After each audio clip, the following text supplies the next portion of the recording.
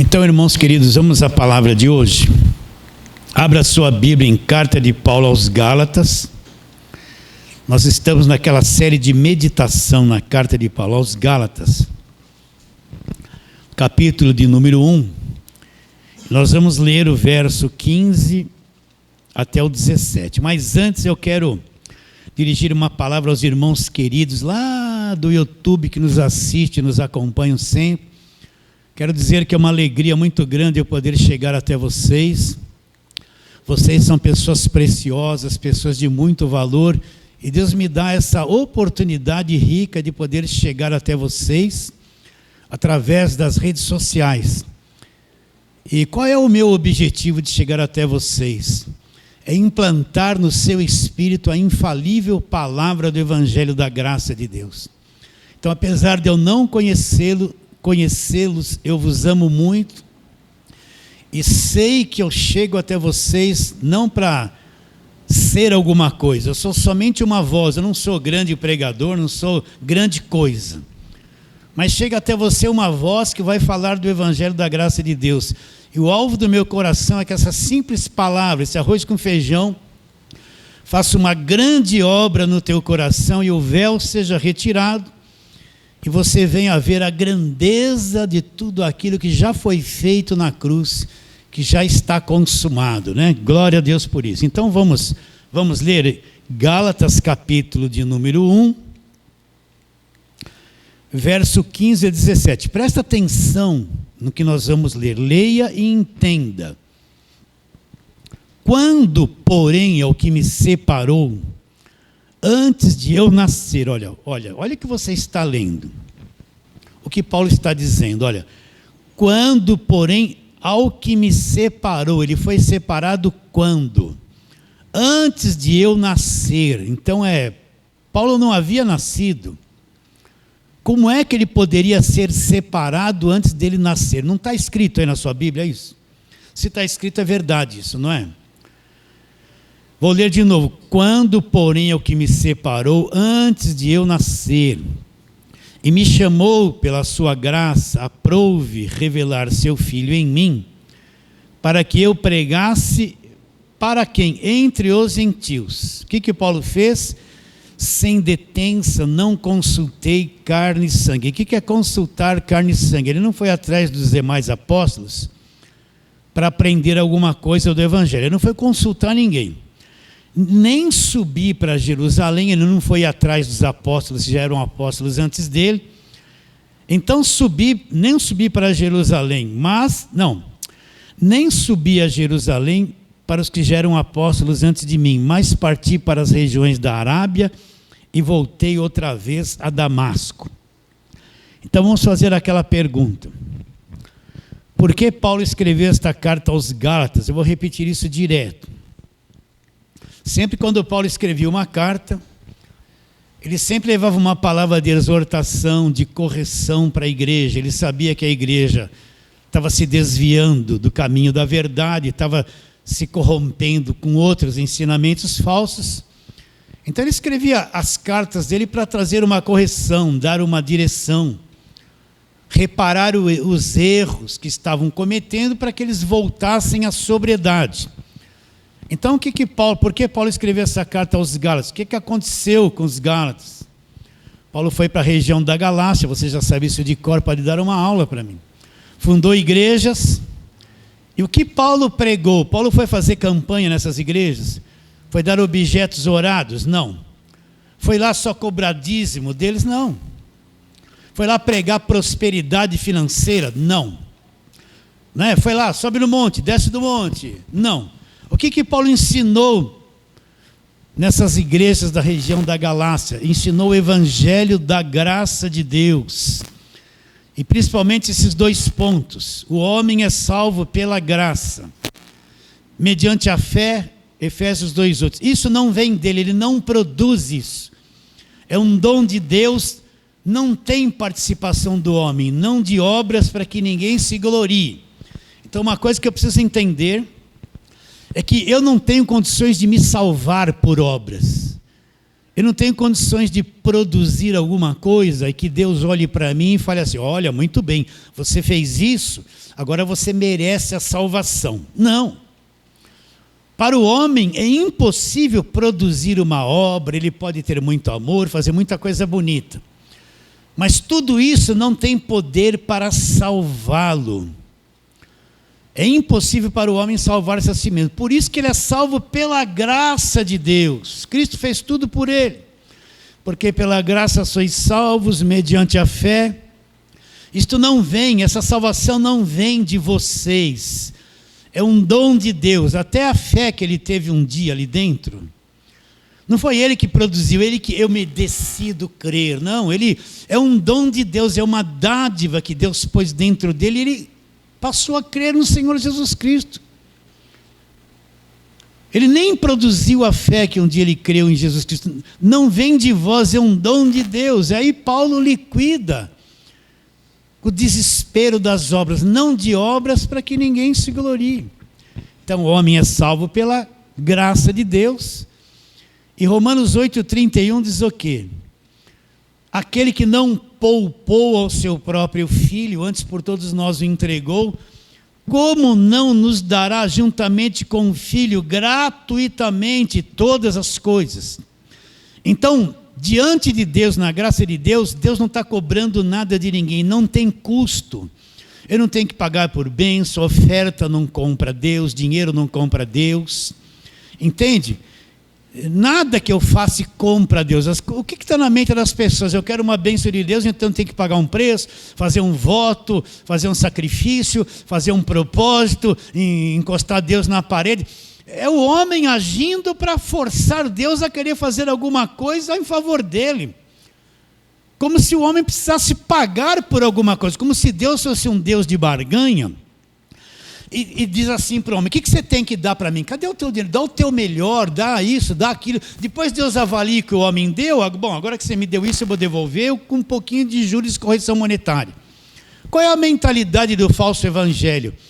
É um Deus que está me cobrando o tempo todo. Ele está exigindo o tempo todo. Eu tenho que fazer voto, sacrifício, propósito, dar tudo que tem. É uma cobrança. Porque Deus é um Deus da barganha, ele gosta do dinheiro, ele gosta das ofertas, ele gosta do sacrifício, ele quer muita coisa, não é pouca. Por isso daí que vem essa falsa frase: você tem que dar o teu melhor. Não, na graça de Deus tudo nos é dado gratuitamente, não tem custo. Deus não se move por aquilo que eu dou para Ele.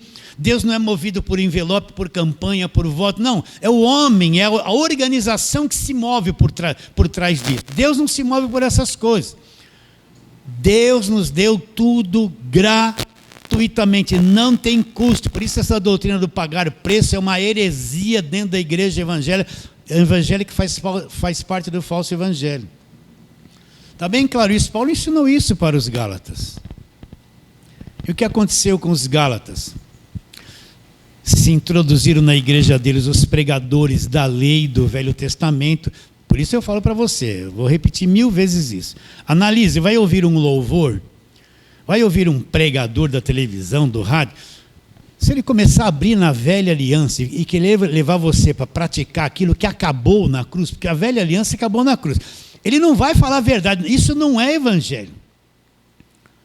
Você entende o que eu estou dizendo? Ele vai criar um véu na tua mente. As pregações do Velho Testamento, de onde vêm os votos, sacrifícios, obrigatoriedade de ser dizimista, vale de sal, de onde vem essa parafernália toda? Tudo da velha aliança, tudo da lei. De onde vem o preço, o pagar, o fazer, tudo mentalidade da velha aliança, não é? Quero ler um texto aqui, para que você entenda. Vamos lá, segunda carta de Paulo aos Coríntios, vamos lá, segunda carta de Paulo aos Coríntios. A velha aliança cria um véu na mente das pessoas, e as pessoas ficam com um véu na mente e não conseguem entender o evangelho, não conseguem entender o evangelho, elas estão tão presas nas doutrinas do Velho Testamento. Elas estão tão bitoladas, trazendo símbolos judaicos, construindo a Arca da Aliança, passando com a Arca da Aliança dentro da igreja, né? Fazendo aquelas festas das primícias, né? Culto das primícias, aquela coisa toda, trazendo aquele monte de símbolos do judaísmo para dentro da igreja, e tudo isso acabou na cruz. Isso cria um véu que impossibilita a pessoa de entender o que é o verdadeiro evangelho. Então, segunda carta de Paulo aos Coríntios, capítulo número 3, né? Eu falei isso. Vamos ler a partir do verso 14. Seria bom ler o capítulo todo, mas só a partir do 14.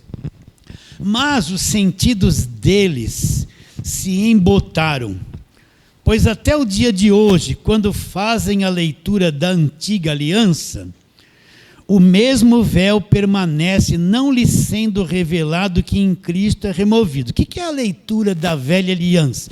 Leia o versículo seguinte.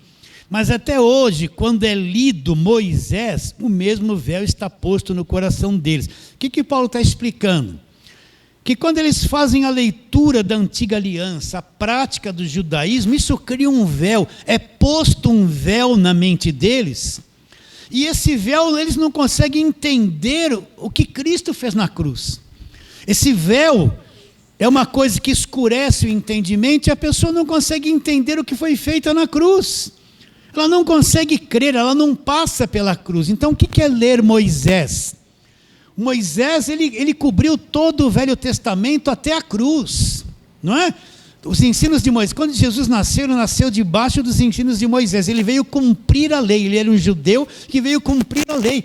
A lei vigorou até a cruz, até ele dizer está consumado, daí para frente começa a nova aliança. Então o que é ler Moisés? É eu ficar preso na velha aliança, tá trazendo o judaísmo para dentro da igreja, para praticar essas coisas que já acabou na cruz. Então o que aconteceu com os Gálatas? Essa gente chegou lá, se infiltrou na igreja, e disseram assim para eles, não, olha, esse negócio, a graça que Paulo prega, tudo é pela graça, tudo é de graça, não é bem assim não. Volta as costas para isso, vem aqui, ó, tem que associar judaísmo, tem que unir Velho Testamento, judaísmo, com essa graça de Paulo, a soma dos dois vai redundar em salvação. E os Gálatas foram corrompidos no entendimento e se voltaram para a velha aliança. E se voltaram as costas para aquilo que Cristo fez na cruz, para o evangelho da graça de Deus, e se corromperam com aquilo ali. Então Paulo fala no verso 6 de Gálatas 1, volta lá. O que Paulo fala? Admira-me que estáis passando tão depressa, daquele que vos chamou na graça de Cristo para outro evangelho, olha lá, o qual não é outro, senão alguns que vos perturbam e querem perverter o evangelho de Cristo. O que Paulo está dizendo? Eles estavam tão depressa, saindo da graça, eles foram chamados na graça, mas influenciados por essa mentalidade judaica, estavam saindo da graça para outro evangelho, o qual não é outro, senão alguns que vos perturbam. Quem são os perturbadores? São aqueles que vêm impor fardo pesado sobre os homens. São aqueles que querem cobrar muito das pessoas, tem que fazer isso, tem que fazer aquilo, tem que fazer aquilo, tem que tomar posse, tem que pagar, tem. Enche elas de afazeres, e a vida dessas pessoas se torna uma vida perturbada, elas não têm paz, elas não conseguem cumprir tudo. Então elas acham que sempre o diabo está na vida delas, sempre elas deram brecha, são pessoas perturbadas. Quem são os perturbadores? Esses que trazem o jugo da lei para a cabeça das pessoas, impondo que elas pratiquem e vivam através das obras da lei. Então Paulo fala, como não é outro, verso 7. Senão alguns que vos perturbam e querem perverter o evangelho de Cristo, mas ainda que nós, ou mesmo um anjo vindo do céu, vos pregue evangelho que vá além daquele que temos pregado, seja o que? Anátema. Por isso que você tem que ser inteligente, o crente tem que ser inteligente, e precisa conhecer o evangelho. Como é que eu não vou dar ouvido àquilo que não é o evangelho? Quando eu conheço o evangelho.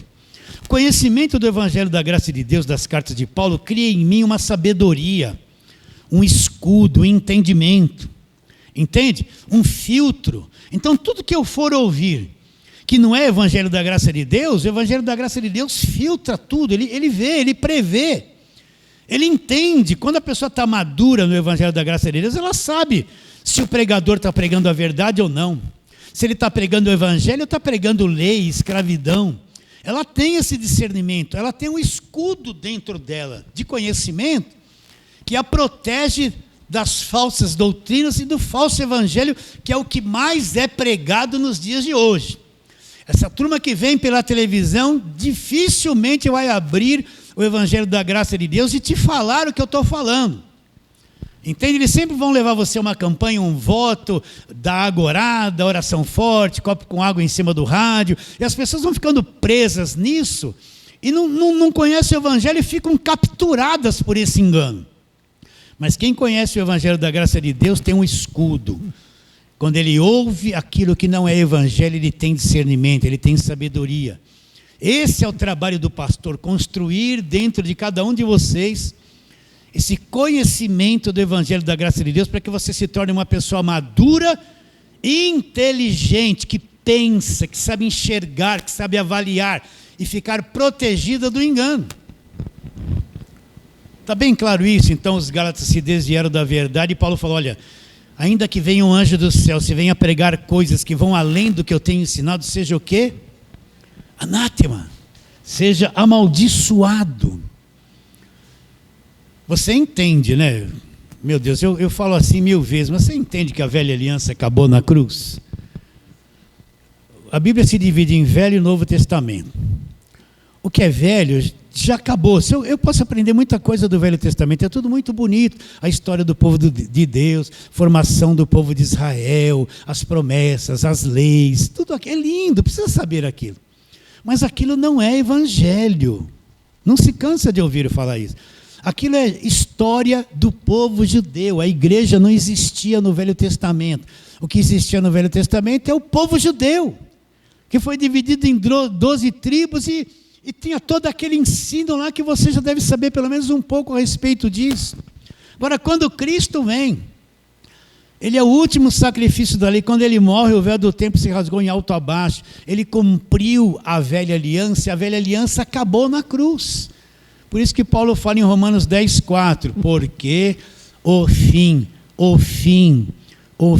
de todo aquele sistema, o fim da lei é Cristo, para a justiça de quem acredita.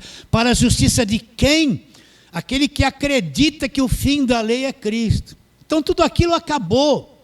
Começa-se a nova aliança no sangue dele, uma nova mentalidade, um mistério que esteve oculto das gerações passadas, agora é revelado. Cristo em vós, esperança da glória. Começa-se uma nova aliança na qual nós vivemos. Então não dá para ter uma igreja saudável misturando o Velho Testamento com o Novo, fazendo essa mistura que nem a maior parte faz. Então, se eu não entender que eu estou no Novo Testamento, que para mim ter clareza sobre o que é evangelho, evangelho não é isso, desculpe a insistência. Vem aqui que você vai ter casa, vem aqui que você vai ter carro, toma posse disso, você vai melhorar a sua vida, você vai prosperar, você vai ficar rico. Você tem problema, vem aqui, segunda-feira é o dia da campanha de quem tem problemas, terça-feira é o dia da família, quarta-feira vem buscar o Espírito Santo, quinta-feira é o dia da prosperidade, sexta-feira tirar macumba, sábado você vem aqui, e domingo, de manhã, tarde, à noite, 5 cultos, é libertação, família, libertação, né? Isso aí não é evangelho. Evangelho é conhecer o que foi feito na cruz, entender o sacrifício perfeito, conhecer as cartas de Paulo, aí eu vou saber o que é evangelho da graça de Deus. Se eu não conhecer as cartas de Paulo, eu sou cego para aquilo que é o verdadeiro evangelho da graça de Deus. Não adianta, não tem como fugir disso. Definido?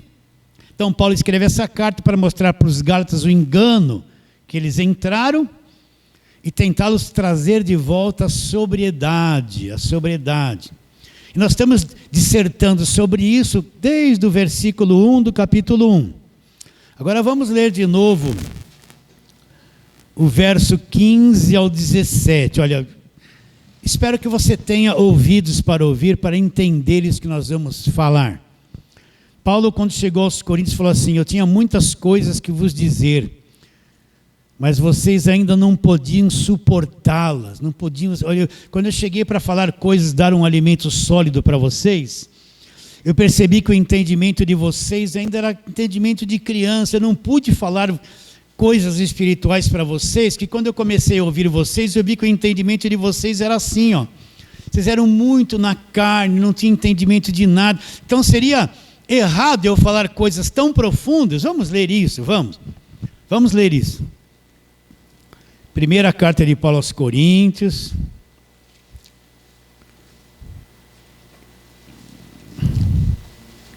Capítulo de número 3, vamos ver.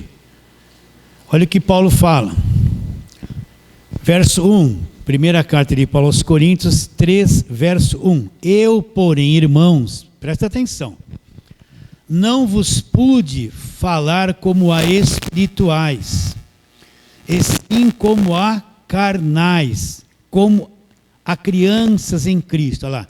Leite vos dei de beber, não vos dei alimento sólido, porque ainda não podiais suportá-lo. E nem ainda agora podeis, porque ainda sois carnais. Então, quando Paulo vai aos Coríntios, ele encontra aquela igreja, uma igreja infantil, um povo de uma mentalidade infantil, né? Ele falou assim, nossa, eu não posso falar certas coisas para essas pessoas, que eles são tudo carnais, são crentes crianças, eles não vão suportar, eles não podem comer um alimento sólido. A mesma coisa que uma criança recém-nascida, você come lá um pedacinho de picanha, né, gostoso, né, uma delícia, morde, tem dente, come aquela gordurinha, né? Olha, faz muito tempo que eu não como isso, eu acho que muito tempo. Bom, mas se você pegar essa coisa que é deliciosa para você e dar para um bebê recém-nascido, ele vai engasgar, vai fazer mal para ele. Ele não tem condições de comer isso ainda. Então existe no meio da igreja uma meninice, um montão de crente bebê, criança. Então você tem que dar mamadeirinha, usar aquela linguagem infantil. Eles não crescem, não evoluíram, né? Se você chegar para ele e falar assim, ó, essa rosinha aí que o pastor lá te deu, ungido, isso é uma mentira. Isso não existe, ele vai se ofender, ele não tem cabeça para entender as coisas mais profundas do Evangelho. Então Paulo chegou aos Coríntios e viu aquela criançada toda, falou, eu tenho que dar mamadeira para eles não vão entender. E não falou coisas profundas, não deu alimentos sólidos, porque eles ainda estavam na carne e não podiam suportar. Então eu espero que você entenda isso, né? Que Deus abra o nosso entendimento, para que você entenda, porque isso está na palavra de Deus e foi revelado isso ao apóstolo Paulo. Então vamos ler de novo, Gálatas 1, verso 15. Quando, porém, ao que me separou antes de eu nascer e me chamou pela sua graça. Não pode ser. Você entendeu o que leu? Quando, porém, ao que me separou antes de eu nascer. Tem alguma coisa errada? Na nossa concepção, a pessoa só existe depois que ela é gerada no ventre da mãe e nasce. Antes disso, a pessoa não existe. Então, como Deus separou o apóstolo Paulo antes dele nascer? Não, olha, está aqui um problema na Bíblia, está errado isso aqui. Como é que Deus não pode separar ninguém que não existe? Como é que ele vai separar alguém que não existe? Pastor, está parecendo espiritismo. Não está não. Ué, se alguém é separado antes de nascer, é sinal que ele estava em algum lugar e poderia existir em algum lugar. Não é uma lógica isso? O que você acha? É para você pensar. É um alimento sólido. Espero que você tenha coração para entender isso. Então, Paulo foi separado para o ministério, separado para ser apóstolo, antes dele nascer. Antes da mãe dele gerar ele e antes dele nascer no mundo. Você acredita nisso? Não está escrito aí? Não, vamos mergulhar nisso um pouquinho, vamos? É uma mensagem bem simples. Hoje vamos dar uma pitadinha disso, só um pouquinho. Então vamos trabalhar nisso, ó. Vamos lá, Efésios capítulo número 1 é o próximo livro. Gálatas, Efésios capítulo de número 1. Vamos ler a partir do verso 3, né? Efésios capítulo 1, verso 3. Bendito o Deus e Pai de nosso Senhor Jesus Cristo. Paulo continua ainda chamando Deus e dizendo que Jesus Cristo tem um Pai. Olha lá. Bendito Deus e Pai de nosso Senhor Jesus Cristo, que nos tem abençoado com toda sorte de bênçãos espirituais. Aonde? Nas regiões celestiais. Então quer dizer, pastor, que Deus nos abençoou, nos deu toda sorte de bênçãos, deu. Em qual nível? Chamado lugares celestiais. Lugares celestiais não é aqui na terra. Entende? Então, tudo que Deus tinha que nos dar, já nos foi dado. Só que não está aqui na terra. É chamado lugares celestiais. Ele já nos abençoou com toda sorte de bênçãos espirituais. Bênçãos espirituais não é eu comprar um carro. Isso é bênção física, material. Bênção espiritual é uma coisa que Deus já me deu no mundo invisível, que faz parte da minha vida, já me foi dado, eu já sou abençoado. Então, tudo que Deus tinha que nos dar, nos abençoar, Ele já nos abençoou nas regiões celestiais, aonde? Dentro do cofre, dentro desse sistema, em Cristo. Tá, então essas bênçãos aqui não é coisa material, eu vou trocar de carro, eu vou comprar casa, eu vou fazer isso, é o que as igrejas pregam. Não é isso, são bênçãos espirituais num outro nível, no nível celestial. Agora, vamos lá. Assim como nos escolheu nele antes da fundação do mundo. Não pode ser. Não pode ser isso. Isso aqui não deve. Acho que Paulo estava desviado da verdade. Como é que Deus vai escolher alguém antes da fundação, antes que existisse mundo? Como é que Deus vai escolher alguém antes que existisse mundo? Essas pessoas não existiam, então como é que aqui, 2000, Deus me escolheu. Não, espera um pouquinho, se Ele me escolheu antes da fundação do mundo, eu não existia, como é que Ele pode escolher alguém que nunca existiu e não existia?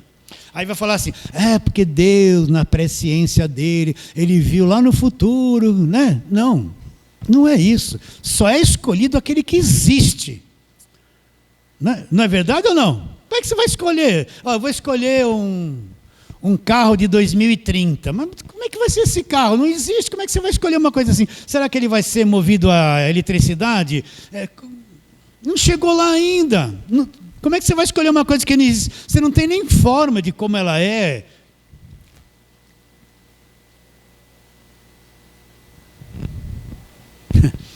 Está me acompanhando? Devo continuar ou quer que eu já ore e a gente termina? Como é que Ele pode nos escolher antes da fundação do mundo? Quem são essas pessoas que foram escolhidas antes da fundação do mundo? Antes do mundo existir, antes que Cristo morresse, elas já tinham sido escolhidas por Deus. Se elas foram escolhidas, é sinal que elas estavam em algum lugar, que elas já existiam, sim ou não? Porque não vai escolher quem não existe. Isso é para quebrar um monte. Eu vou começar a trabalhar um pouco mais nisso, que há anos está aqui, mas eu falava muito pouco a respeito disso. Então vamos ler de novo o texto. Isso aqui está na sua Bíblia, é verdade? É verdade ou não? É verdade. Assim como nos escolheu nele antes da fundação do mundo, e Ele já determinou. Nos escolheu para quê? Para sermos santos. Olha lá. Irrepreensíveis, para sermos santos e irrepreensíveis perante Ele em amor. Então Deus já determinou, já predestinou. Essas pessoas antes da fundação do mundo que eu escolhi, elas vão ser irrepreensíveis, vão ser santas. Está determinado, é assim que vai ser. Eu já sei quem elas são, já está tudo projetado, já está determinado e vai ser assim. Vou ler de novo. Assim como nos escolheu nele, antes da fundação do mundo, Ele nos escolheu para quê? Para nos perdermos? Não. Para sermos santos, irrepreensíveis perante Ele em amor. Nos predestinou para Ele para a adoção de filhos por meio de Jesus Cristo. Nos predestinou para Ele. O que é a predestinação? Deus já deu um destino a essas pessoas. Elas foram escolhidas e Deus já disse isso. Olha, vai ser assim, assim, assim, assim e assim. E acabou. E não tem quem tenha poder para desfazer isso. Não tem quem possa quebrar essa determinação de Deus. Se Deus decretou, não é? Que vai ser assim, não tem como escapar disso. Quando ele fez isso? Antes da fundação do mundo, antes de Gênesis 1, 2 e 3. E se ele me escolheu, eu não poderia não existir. Poderia estar numa outra dimensão. E Deus programou, olha, eu vou criar um planeta. Vou criar um planeta. Vou mandar todos vocês para lá. Vocês precisam aqui você só conhece o bem, agora vocês vão conhecer um pouquinho o mal. Vamos perguntar isso para você. Trabalhar na tua mente. Por que Deus pôs no jardim a árvore do conhecimento do bem e do mal? E Deus sabia que o homem ia cair, não sabia? Pois ele falou que o Cordeiro de Deus foi morto antes da fundação do mundo. Porque ele pôs lá uma árvore do conhecimento do bem e do mal e não fez nada para não deixar o homem comer do fruto. Ele não está no controle de todas as coisas.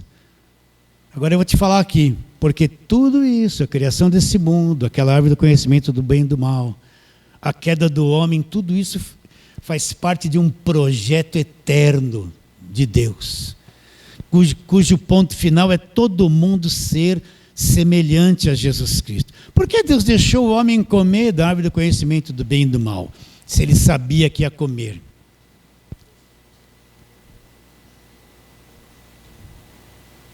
Pensa nisso. Me escolheu antes da fundação do mundo. Separou Paulo antes dele existir. Deus não lida com quem não existe, não se relaciona com quem não existe. Ele se relaciona com quem existe. E qual o propósito da queda do homem? Jesus Cristo não vivia lá? Como é que Deus tem uma tecnologia que Jesus Cristo saiu de lá e veio nascer aqui sem deixar de existir? Está acompanhando ou não? Não? Estamos indo nisso? Então, pastor, isso dá a possibilidade de que eu poderia existir em algum outro lugar. E Deus projetou para que eu viesse aqui nesse mundo para conhecer o bem e o mal. Que eu vivia num lugar abençoado, só de felicidade, precisava conhecer um pouquinho o que é mal. Você pensa, você entende isso? Não está ali que nos escolheu antes da fundação do mundo? Por que Deus deixou o homem cair? Eu estou falando assim com todo cuidado. Eu sei que muita gente vai discordar, vai mandar lá. Que mande, eu estou pouco ligando para isso. Então vamos ler de novo. Verso 4 de Efésios 1. Assim como nos escolheu nele antes da fundação do mundo, então ele me escolheu para sermos santos e irrepreensíveis perante ele em amor. Olha lá, nos predestinou, nós somos predestinados para isso. Estamos aqui na terra com uma missão, com um objetivo de Deus. Uma predeterminação, é a predestinação e nada pode falhar. Então eu não vim crer em Jesus Cristo, eu não estou entendendo o Evangelho por acaso. Nada na minha vida, desde que eu nasci, meu pai e minha mãe, onde eu vivi, se eu fui católico, espírita, tudo isso faz parte do processo. Até que chegou o dia que eu encontrei Jesus Cristo e foi me tirar do véu e eu acordei. Saiu o tampão, eu nasci espiritualmente e estou enxergando essa realidade. Nos predestinou para Ele, para a adoção de filhos por meio de Jesus Cristo, segundo o beneplácito da sua vontade. Olha lá, para louvor da glória da sua graça, que Ele nos concedeu gratuitamente no amado, no qual, neste amado, nós temos a redenção, é o fim de todo cativeiro pelo seu sangue, e a remissão dos pecados, segundo a riqueza da sua graça, que Deus derramou abundantemente sobre nós em toda a sabedoria e prudência, desvendando-nos o mistério da sua vontade, segundo o beneplácito que propuseram em Cristo, de fazer convergir nele, na dispensação da plenitude do tempo, todas as coisas, tanto as do céu como as da terra. 11, nele digo, no qual fosses também feitos herança, predestinado segundo o propósito daquele que faz todas as coisas conforme o conselho da sua vontade, a fim de sermos para louvor da sua glória, nós o que de antemão esperamos em Cristo. Até aí. Então, isso aqui é uma das coisas mais profundas das cartas de Paulo, a predestinação. A nossa escolha antes da fundação do mundo, sermos santos e irrepreensíveis perante Ele, amor, nos predestinou para Ele. Fez um processo todo gigantesco com um propósito: de gerar um monte de filhos semelhantes a Jesus Cristo, semelhantes a Jesus Cristo. Aceita isso que eu estou dizendo? Vamos lá, Romanos 8, volta. Romanos capítulo número 8. Isso para mim é uma viagem, é fantástico. Então, pastor, aquele dia que a coisa clareou no meu espírito, começou a se cumprir tudo direitinho que Deus havia determinado. É por isso que eu acordei.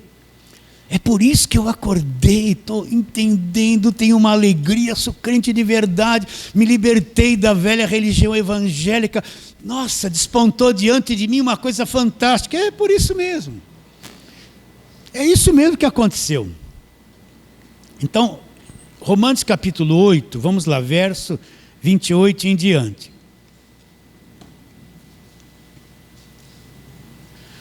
Sabemos, verso 28, sabemos que todas as coisas cooperam para o bem daqueles que amam a Deus, daqueles que são chamados segundo o seu propósito. Agora presta atenção no verso 29, olha. Porquanto os que de antemão conheceu, não pode ser. O que é esse de antemão conheceu? Quer dizer que Deus, antes de todas as coisas, Ele me conheceu? Me conheceu, não está ali. Portanto, aos que antes de tudo, antes do planeta, antes da queda do homem, antes do mundo, os que de antemão conheceu, então Deus me conheceu, Deus te conheceu antes da fundação do mundo e teve um propósito de nos mandar para esse mundo. Conhecer o bem e o mal, passar por todo esse processo, mandar Jesus Cristo vir aqui na terra para salvar para nos tirar e nos salvar de todo esse processo, e nos predestinou para isso. Uma coisa predestinada por Deus, trabalhada por Deus. Então, leia com calma, mesmo que atualmente queira rejeitar alguma coisa, não tem problema, vamos ler de novo. Todas as coisas, verso 28, sabemos, ele sabia que todas as coisas cooperam para o bem dos que amam a Deus, que são chamados segundo o seu propósito. Então, tudo coopera para o nosso bem. Coisas que nós gostamos, coisas que nós não gostamos. Às vezes acontece uma coisa ruim na nossa vida, nós não gostamos. A gente fala, Senhor, muda isso. Só que não muda. Por que Deus não muda? Porque Ele sabe que todas essas coisas fazem parte do projeto e coopera para o nosso bem. Bem de quem? Dos que são chamados segundo o seu propósito. Então, tudo está cooperando para o nosso bem. Até o que nós não gostamos. Existem períodos fáceis de passar, outros bons para passar e uns terríveis para passar. Mas tenha em mente, você é um chamado segundo o propósito de Deus, ama a Deus, isso Ele vai reverter a seu favor, é para o teu próprio bem. Continua. Porquanto aos que de antemão conheceu. O que é de antemão conheceu aqui? Diante de todas as coisas. Antes da fundação do mundo, que nos escolheu, antes de Ele formar o planeta, antes de todas as coisas, Ele nos conheceu, Ele sabe quem nós somos. Porque se Ele nos conheceu, nós devíamos estar em alguma dimensão. Ele nos mandou para cá para passar por esse processo de aperfeiçoamento todo. Porquanto aos que de antemão conheceu, também os predestinou, já deu um destino, é assim que vai ser, é assim que vai acontecer. Predestinou, a esses também chamou. Por isso que, antigamente ficava preocupado, né? Já falamos aí um tempo atrás, os chamados pela graça, né? Pregamos isso. É Deus que chama. A gente ficava naquele negócio, tem que pregar o evangelho, tem que converter todo mundo. A gente mais brigava com as pessoas do que chegava na nossa casa, você tem que aceitar Jesus, tem que ir para a igreja, brigava com o pai, brigava com a mãe, brigava com o marido. Todo mundo era encapetado, a gente era um perturbado, né? Queria falar, queria eu que vou converter, quantas almas você vai ganhar, você tem que fazer isso, tem que fazer aquilo. E a frustração é que não dava nada certo. Quando eles iam, a gente até se afastava. Lá vem o doido ali, lá vem o crente e só fala nisso. Aquele monte de parente que nós tínhamos amigos, aí a gente se converteu, se afastou da família toda, porque aquele bebeu um pouquinho de cerveja, não, é o diabo, não vou mais na casa dele. Ah, porque aquela minha tia é espírita, não, é espírita, não vou mais lá. Olha, aquele meu tio agora ele é católico, ele é idólatra, não, é inimigo, né? A gente acaba perdendo os familiares pela tolice de querer converter todo mundo, achar, não, tanta besteira, se afastamos de tanta gente, destruímos tantos relacionamentos por causa da ignorância daquilo que é evangelho. É Deus que chama. Então, na hora certa, está preocupado com o filho, meu filho, está preocupado com o marido, vai fazer campanha, se não for chamado, não chega a hora certa, não vai dar nada, vai fazer campanha pela família, campanha para a família, campanha da família, não, sempre a mesma coisa. Aos que são chamados, quem é o chamado? Essa pessoa, ela vai nascer, pode nascer num berço evangélico ou não, ela vai passar um período aqui na terra, meia cega, meia religiosa, ela pode até lá num terreiro de macumba, ficar uns anos lá, conhecendo o mal. Mas na hora que Deus chamar, que nem Jesus falou assim, Lázaro, sai para fora, e o morto ressuscitou. Na hora que Deus chama, não tem quem segure essa pessoa de crer. Não tem obstáculo que vai impedir ela de crer. Não tem dificuldade, não tem... Quando Deus chama, ela ressuscita dos mortos pela voz de Deus e vai ter revelação do evangelho, vai entender a verdade, vai compreender, vai crer, vai andar na verdade, vai amar a verdade e vai ser liberta do sistema religioso. É Deus que chama. Então, antigamente eu vivia preocupado, né? Agora descanso, eu vivia preocupado, a igreja, não, só vai vir aqui para esta igreja os que são chamados. Quem não é chamado pode vir rodear e desaparecer, não tem problema nenhum isso. Vocês entendem ou não? São os chamados que entendem, que tem que gosta do evangelho, que entende, que tem revelação, que tem sede, que vem, né? A maior parte dos que estão aqui vem de longe, o pessoal de perto não vem, os que vêm é tudo de longe, vem gente lá do lado de Campinas, gente de longe que vem, não vem todo domingo, porque não dá, mas vem. Tudo de longe, atraídos por esse arroz com feijão que a gente prega. Continuando. Porquanto, verso 29, aos que de antemão conheceu, também os predestinou. Predestinou para quê? Olha o trabalho final, é isso que eu quero que você entenda.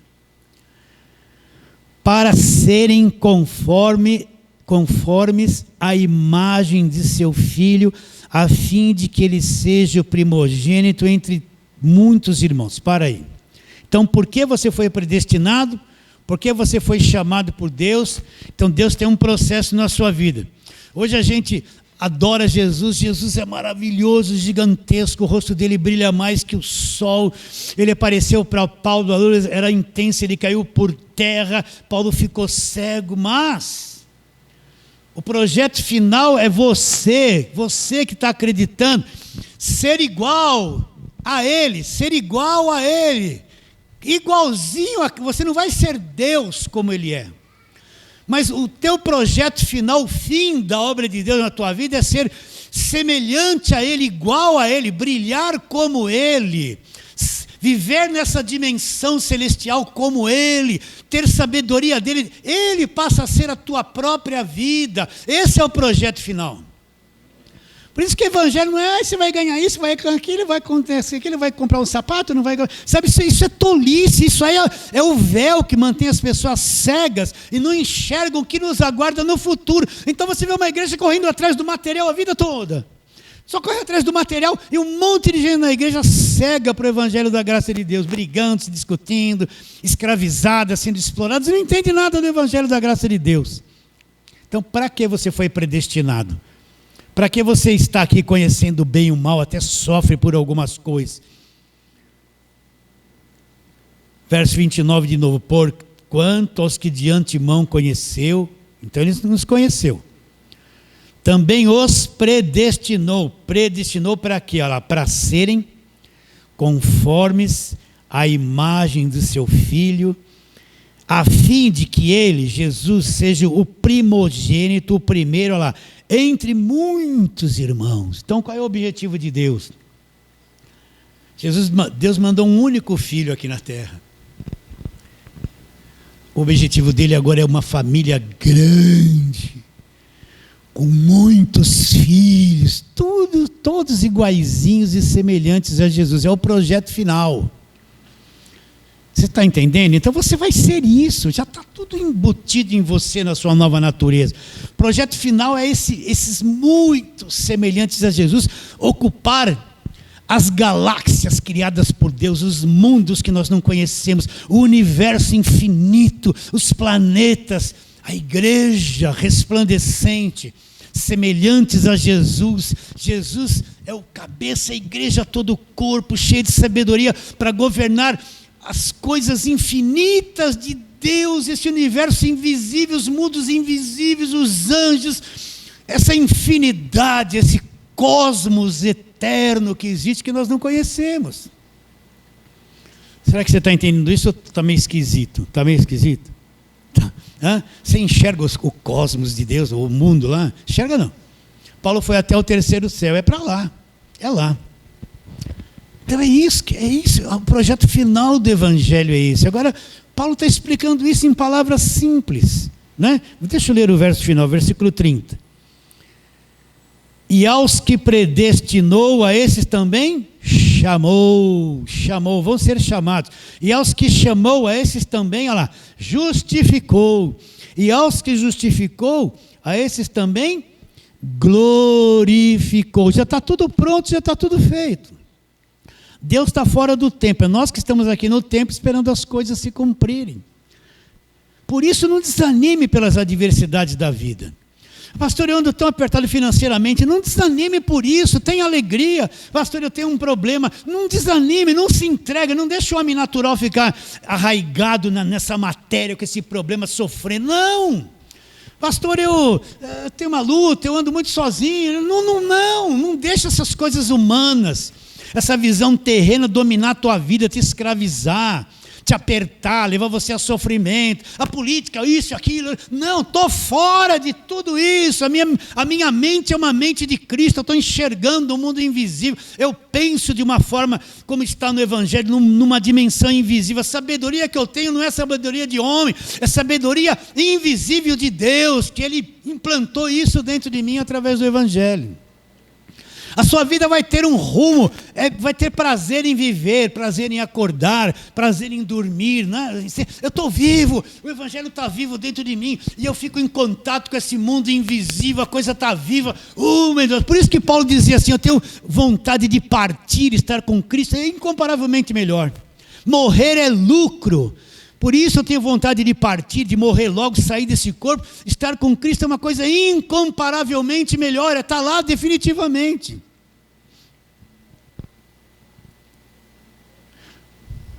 Aceita isso? Está entendendo isso? Depois nós vamos trabalhar nesse assunto em outros textos, vamos trabalhando desde, né? Mas vamos continuar em Gálatas. Então não é uma coisa pequena, veja bem. Qual a visão de crente? Não pode isso, não pode fazer aquilo, não pode aquilo, tem que estar na igreja segunda, terça, quarta, quinta, sexta, eu fico bitolado. As irmãs não podem pôr essa roupa, os homens têm que viver de paletó e gravata, não pode ir na praia, o jovem não tem que jogar, não pode ir nos esportes, porque esporte é do diabo, a televisão é do diabo. Um monte de, até um tempo atrás, era uma escravidão total. Né? Então a pessoa pensa que ser crente é viver bitolado na igreja, um pastor mandando na vida dele, o pastor é o bom, controla todo mundo, explora todo mundo, bebe do leite do rebanho o tempo todo, e todo mundo fica ali, amém, pastor, amém, dominados. As pessoas não pensam, não enxergam, um monte de trabalho gratuito dentro da igreja, obreiro para isso, obreiro para aquilo, as pessoas se matam. Trabalho gratuito. Então sempre amém, pensa que a igreja é isso, eu não posso dar risada. Né? Eu não posso, eu tenho que ser santo. Meu Deus, eu fico enclausurado no mundinho de proibições, de escravidão. Tem que fazer isso, tem que fazer aquilo, tem que fazer. E quanto mais julgo a igreja põe, mais escraviza as pessoas, parece que elas gostam mais de ser escravas. Isso aí não é ser crente, isso é ser escravo. Ser crente é ser livre, ter alegria. Entende? Ver a tua família, todo mundo caindo aos pedaços, mas ver tudo com alegria. Muitas coisas não aconteceram na minha vida, 80% do que eu gostaria que acontecesse não aconteceu, mas é viver a sua vida com alegria, sintonizado. Dá graças por tudo, vai comer o feijãozinho lá, ei, glória a Deus, feijãozinho. Põe lá uma pimentinha, eu comprei uma pimenta essa semana, aquela que você come e já soa aqui na hora, de tanto que eu gosto de pimenta. Você gosta de pimenta? Meu Deus, uma pimentinha com farinha, é uma delícia, né? Dá graças. Ah, meu pastor, meu carrinho só tem 8 anos, graças. O meu carro já está indo para 8 anos, né? Eu entro dentro dele, ponho a mãozinha nele e falo assim, ô carrinho, obrigado. Eu faço tanta coisa com você. Eu dou um tratinho, troco as velas, né? Limpo o bico, amortecedor, essas coisas todas você tem que dar uma geral sempre. O óleo. Aquele carrinho de quase 8 anos, mas me faz um bem, gente. Eu ando naquilo ali, feliz da vida. Por quê? Porque não tem que ter um carro, que eu tenho que mostrar que eu sou filho do rei, né? Tem que ter um carro de... Não tem que ter nada, meus irmãos. É a cabeça do homem inquieto, perturbado, que não tem paz. Mas olhando para o propósito final, eu vou chegar lá, eu vou ser aquilo que a Bíblia diz que eu vou ser e acabou. Eu vou estar lá. E ninguém me rouba essa verdade, ninguém me engana. Eu não vou cair debaixo desse cativeiro religioso, principalmente evangélico, que manipula e engana as pessoas. Não vou cair. Eu quero é o evangelho, quero o evangelho da graça de Deus. E vamos ser felizes, gente. Feliz, porque Paulo fala alegre no meio da tribulação. Paulo ficava tão feliz que ele estava tão atribulado, tinha apanhado, estava preso, estava na maior felicidade porque ele conhecia o mundo invisível, ele sabia quem ele era, para onde ele ia, ele sabia, ele conhecia essas coisas, não era cego. Vamos terminar, vamos lá, Gálatas, vamos terminar onde começamos. Gálatas capítulo de número 1.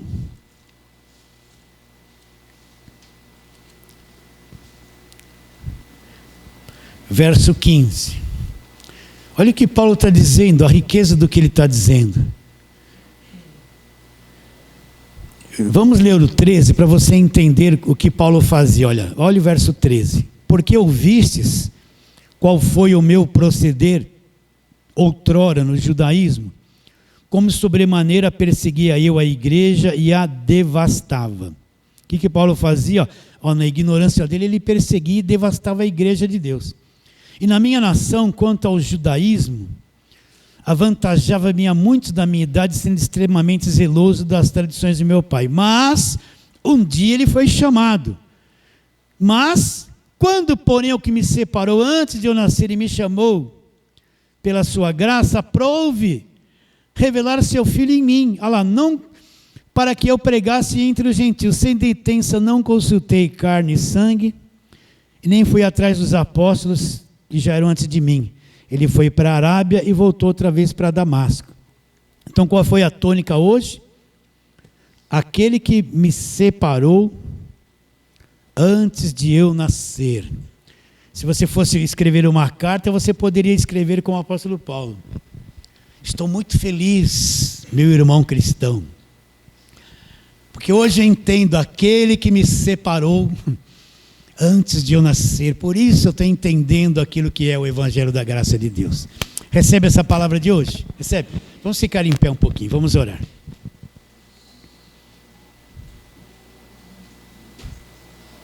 Feche os seus olhos assim você desejar. Ó Deus, mais uma vez te adoramos profundamente. Profundamente, Senhor, Deus da verdade, Deus de toda a graça. Abra o nosso entendimento. O entendimento de todos aqueles que foram ouvir esta palavra ainda hoje à tarde. Abra o entendimento deles, que a tua palavra corra, se expanda e a sabedoria de Deus seja transferida para muitos corações. E nós acreditamos que, além do nosso, muitos outros e outros entenderão e crerão. Te damos graças por tudo e oramos pela fé em nome de Jesus. Fale assim, amém. Amém. Agora